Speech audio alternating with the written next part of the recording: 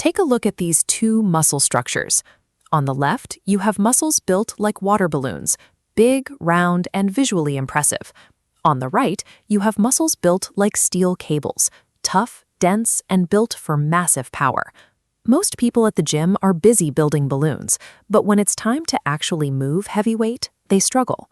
When you do a standard 10 to 12 reps with a moderate weight, your muscle swells up and fills with fluid.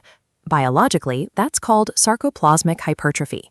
You get a larger muscle, but you're mostly just packing it full of water and metabolic waste. If you want genuine strength without packing on 20 extra pounds of bulk, you have to approach lifting completely differently.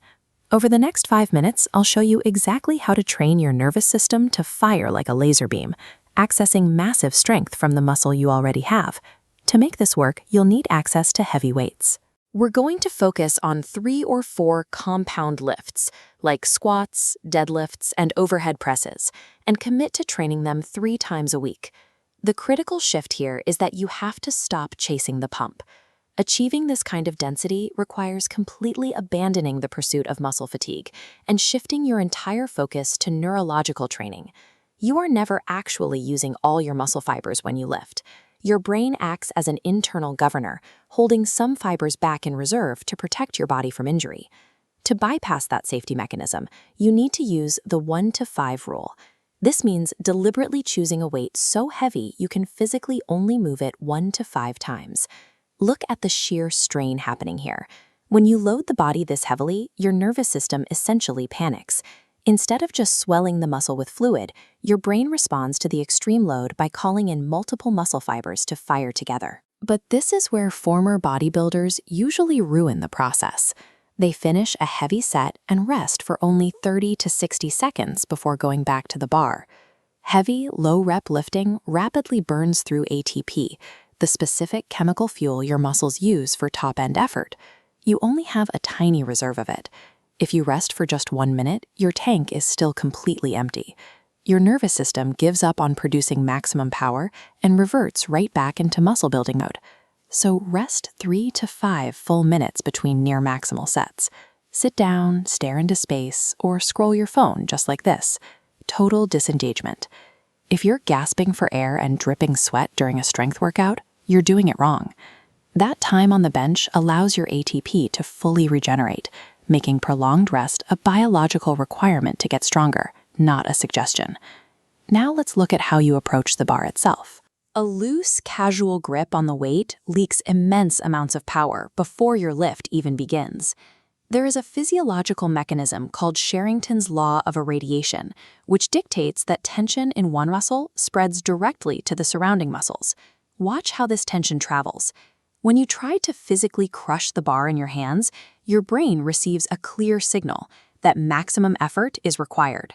That tension shoots up your forearms, into your shoulders, and straight down into your torso. Squeeze the bar like you want to bend it in half. Brace your core like you're about to take a punch, and squeeze your glutes. This snaps your entire body into one single unified structure. Outside the gym, your diet dictates the rest of the equation. To build dense muscle fibers without expanding their size, you must eat at your maintenance calorie level while keeping your protein intake high to recover. If you pair this neurological tension with a massive caloric surplus, your body uses that extra energy to expand the physical size of the muscle. You'll gain weight and bulk, moving away from that dense steel cable structure and back toward the high-volume water balloon look. Maximizing the strength capacity of your current frame is achieved solely by pairing extreme physical tension under the bar with strictly controlled maintenance-level fuel in the kitchen. If you practice this protocol exactly as laid out, your strength will shoot up quickly. But after a few months, your linear progress is going to inevitably stall out. When you hit that wall, never just pile on more reps. Higher reps invite bulk. Instead, you need to change the neurological stimulus. Your first technique is isometrics. Pause your lift right at the stickiest, weakest point in the movement, and hold the weight perfectly still for a few seconds. Muscles produce enormous force when holding a static load. Next are negatives. Load up more weight than you can actually lift on your own. Get a spotter to help you get it up, and then strictly control the descent, lowering it slowly over 5 full seconds. Then there are cluster sets. You do 1 heavy rep, Put the weight down and rest for 15 to 20 seconds, and then do another. These micro breaks trick your nervous system into moving more total weight than you previously could. Here are all 4 plateau busters, including the final one, dead stop pauses.